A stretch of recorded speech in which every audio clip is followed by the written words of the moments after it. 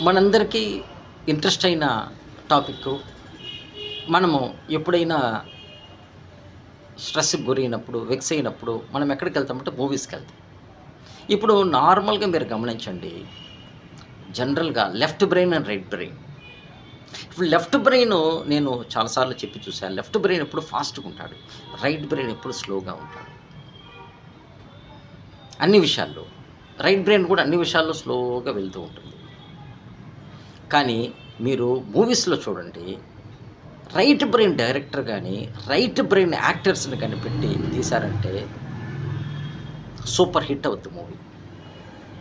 Left brain director, left brain యాక్టర్స్‌ని పెట్టి తీశాడనుకోండి, మూవీ సూపర్ హిట్ అవుద్ది.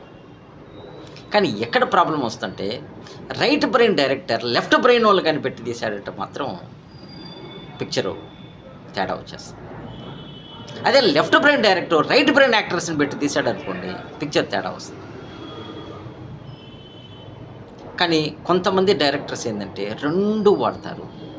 ఎక్కడ స్పీడ్ పెంచాలో, ఎక్కడ స్లో చేయాలో, ఎక్కడ ఏం చేయాలో కరెక్ట్ కాంబినేషన్ ఆఫ్ యాక్టర్స్‌ని పెట్టి తీస్తే బంపర్ హిట్ అవుద్ది. సో, మోస్ట్‌లీగా ఏందంటే రైట్ బ్రెయిన్ అంతా ఫ్యామిలీ రిలేటెడ్ మూవీస్ అంతా గూడా దాంట్లో డీప్‌గా ఇన్వాల్వ్ అయ్యి తీస్తారు. లెఫ్ట్ బ్రెయిన్ అంతా ఏందంటే యాక్షన్ ఓరియెంటెడ్ మూవీస్. అంతా ఫాస్ట్ బీట్. సో, బేసికల్‌గా నేనేమంటానంటే left and right correct idea మనకుంటే మన లైఫ్‌లో గూడా ఇద్దరూ మన లైఫ్‌లోకొస్తారు. మన పని గూడా చాలా సులభంగా, సక్సెస్‌ఫుల్‌గా కంప్లీట్ చేసుకొని ముందుకెళ్ళిపోవచ్చు. Thank you very much.